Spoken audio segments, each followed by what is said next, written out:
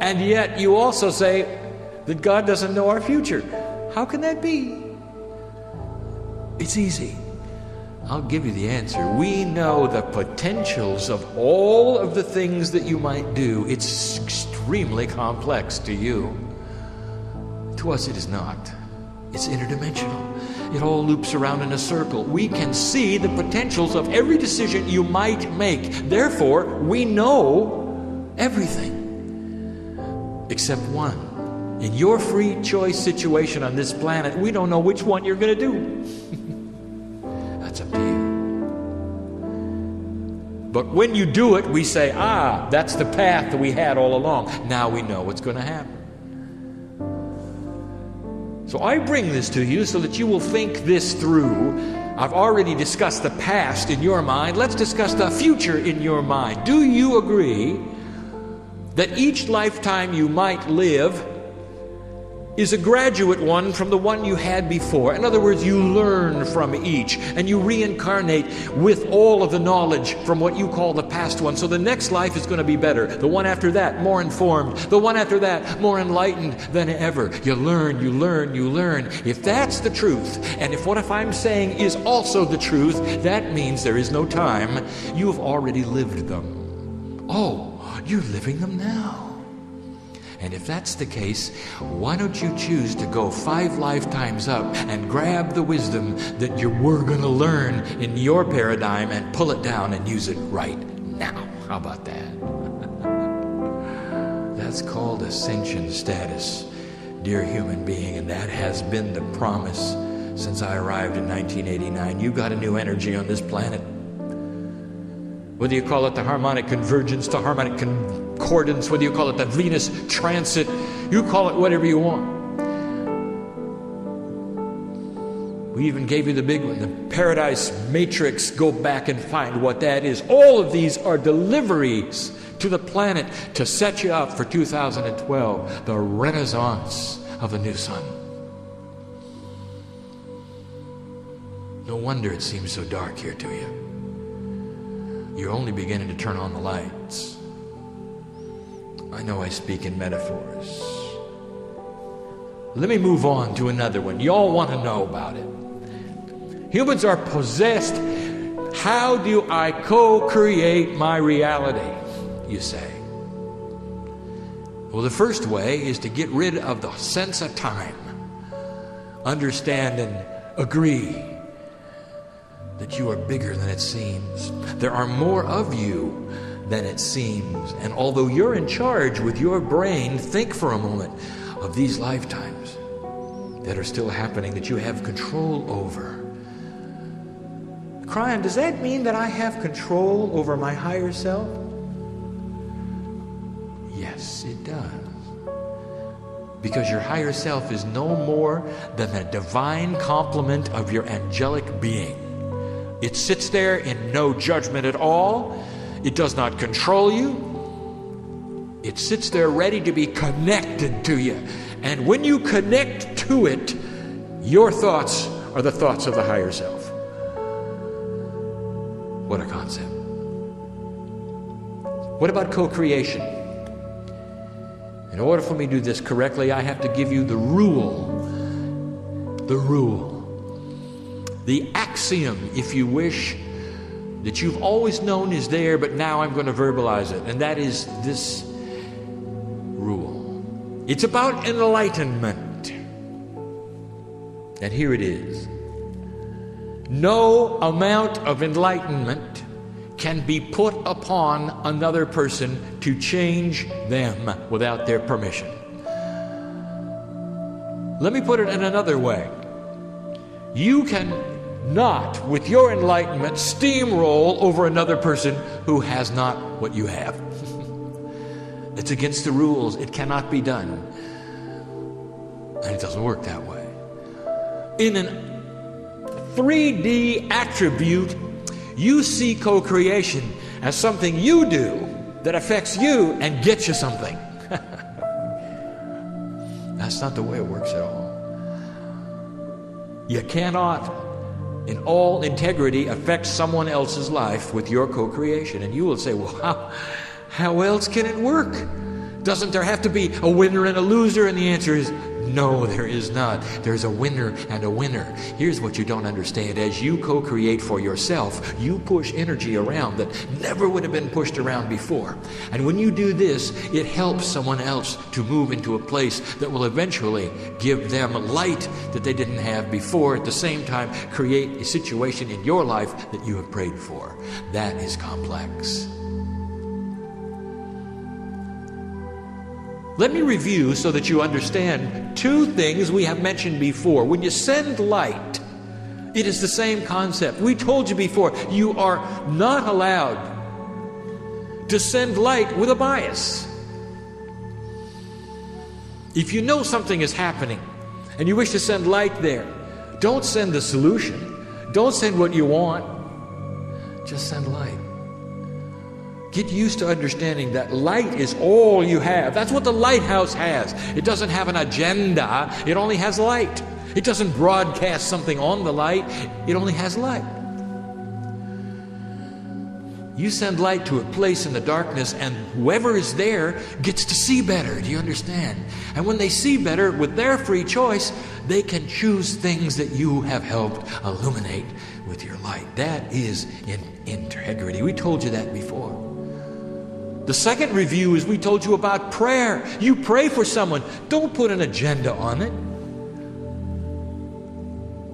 Well, Kryon, if we can't put an agenda on it, how do we pray for somebody? It's easy. You see the result of the prayer. If you're praying for someone's health and they are sick, see them in your mind as happy without the disease. Don't tell God what to do. See the result. If you pray for peace, you see an earth where families are not in fear or worry, where they don't have war. And you see the smiles of the children.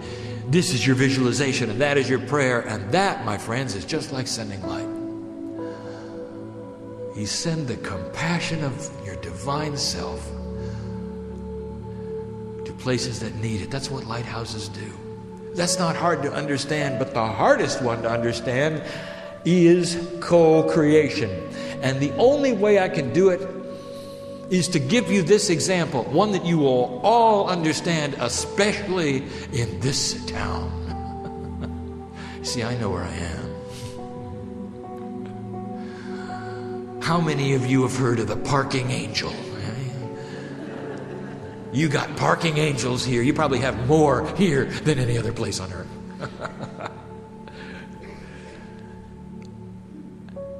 Let's say for a moment you're in your vehicle and you're circling the block. And you're praying, dear parking angel, I don't know how you're going to do it, but we need a space here. Y'all been there, haven't you? Suddenly, indeed, another vehicle pulls out. And that driver drives away. Right in front of you, you pull in. You go, thank you, parking angel. Now, let me review to you what just happened so that you're not confused. There are some who feel the scenario goes like this. Their arrival changes the energy of the circle, of the block. And somehow, some poor soul who was in a store shopping gets ripped away by the neck by the parking angel and plopped into a car where they're forced to put it in reverse and leave. And then you get the space. Oh, how 3D of you. Of course it doesn't happen. No, it's a synchronized dance that's out of time and out of space. Do you know how complex this one thing is? Your arrival corresponds, because of the energy you put into the prayer, with someone else's departure. So all the parking angel has done is to align the synchronicity. You're there at the right time, and they leave, and you come in. They're happy. You're happy. Everybody won. Do you understand how that works? And now think for a moment of the complexity of the planning of just the one. You've got a higher self, and you've got other selves above that. Knowing what time you're coming, what time you're going, when you're going to pray, and all these things, because they're out of time and you're in time. Do you understand how complex? just one thing is called the parking angel. Now, amplify that tens of millions of times, because the process is about the dance of synchronicity. You're asking for relationship issues, you're asking for job issues, you're asking for travel issues, so many things you're trying to co-create in your life. You're asking for the synchronicity of the dance. And at the same time, so many of you who don't understand how this works, you put rules on it. Oh, Spirit, deliver to me exactly what I need, and I've got this need, and I've got that need, and I'm going to co-create it. But I'm not willing to leave the town, by the way, and I'm not willing to do this, and I'm not willing to do that. How am I supposed to do anything? Your angel says, if you don't move around, you put restrictions on it, you're not going to have a co-creative ability. If you want to co-create, let the dance begin. No restrictions. Don't be afraid of the love of God. Don't be afraid of the love of God. You think you've got it figured out where you're supposed to be and what you're supposed to be doing? You all got something, don't you? You don't want God to touch. God, don't touch my family.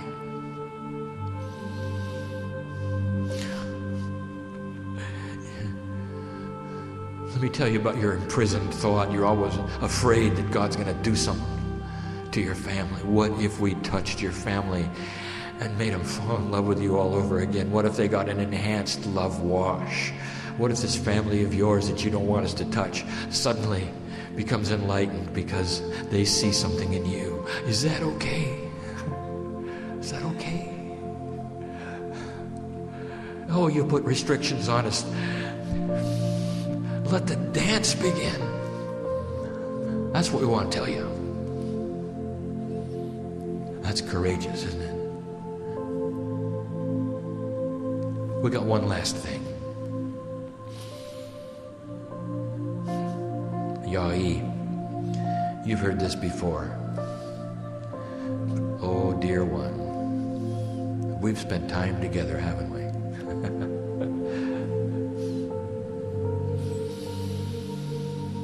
It's called quantum intelligence. We don't speak of it very often, but you got to know what it is. You want to put God in a box. You want to compartmentalize everything that is so that you can understand it. Dear God, teach me how to pray. I need to know how to pray. We've heard this so often. And we've told you before, don't worry about it. You develop the light and we know where it goes. How about that arrangement? Free choice. You develop the light. We know where it goes. You want to pray for somebody in Somalia, but you don't know who because there's so many who need it. You develop the light. We know who needs it. Quantum intelligence. You're connected, all of you. You develop the light without knowing who it goes to. We know the address. This comes right down to the effect of what Ya'i is doing with his interdimensional null laser. And Ya'i, we say it again, there is the attempt for you to compartmentalize the attributes of the molecular structure in order to have a harmonious effect with a certain modulation.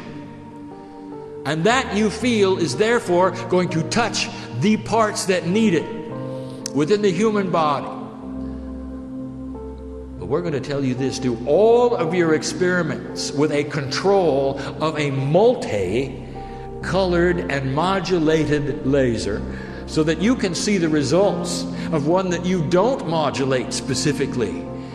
Because you're going to be surprised.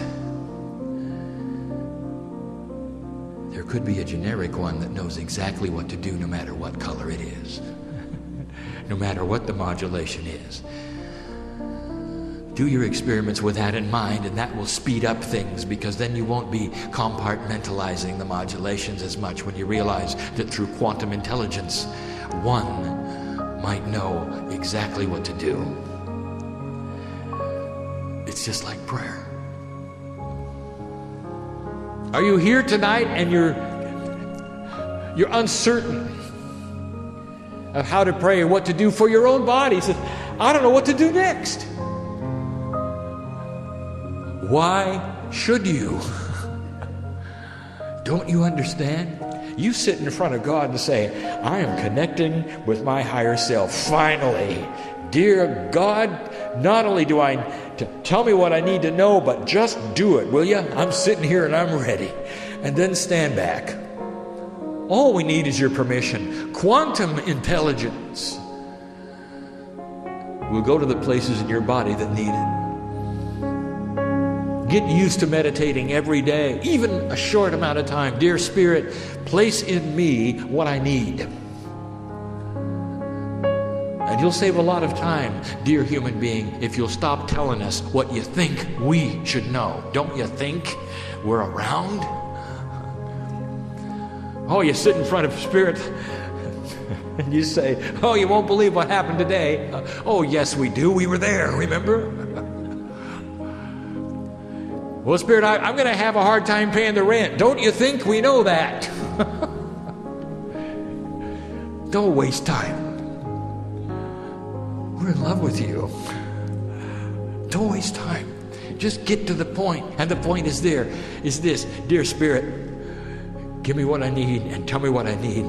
And then give me peace that it has been accomplished. And I'll just sit here and I'll be loved. That's what brothers and sisters in spirit do with one another. And that's who I am. I'm your sister in spirit. And you know it, don't you? You know it, don't you? Always connected. No matter what. But you knew that, didn't you? I want to awake what you already know. I want to take the veil away for a minute so you can see the colors. I want you to feel touch tonight. I want you to know something happened in 3D so that you'll leave this place differently than you came in. That's what I want. You haven't got as much time as you think you do. We need you to do these things sooner than later. Here we sit in a very historic place, and I'm not talking about this church. I'm talking about the fact that we are so close to the event you called 9/11. And you think of the loss of life there, in your own city, in your own town, in your own neighborhood. Such a profundity of energy shift on the planet happened right here. Now, I want to just revisit with you for a moment these thousands of lives. Just the ones that are here. The ones that were lost right here, just those. You know, out of time, they're still here. Some of them have turned around and reincarnated immediately. And if you could interview them, I'll tell you again and again and again what they have to say. They will tell you, at some level we agreed to this, we knew about it, we participated in it, it is part of what we came in for. We did our part, now you do yours. And then take a look at the smiles they have on their face, because they are eternal, dear human being. Just like you. And you may not like it, and it may be sorrowful for you. But the fact is that there is joy in their hearts because they are known by God. Every single one. Every single one. Just like you. It's time for a shift. Let you be the ones to begin this. It's a sweet place here. And the colors have been grand. 5 of you have got the seeds of healing that you didn't have when you came in. And I don't just mean physically. How about peace over something that you want peace over? Don't you think I know who's here? You want to celebrate it? Because it's happened. Why don't you celebrate it? Why don't you go ahead and let yourself feel it? The peace that passeth understanding. You can't explain it. Waking up peaceful, no matter what is in your life, no matter what the threats are, what the conditions are, known by God. Let us in. Dear Lemurian lighthouses, I'll see you again. You can count on it. You can count on it. You can count on it.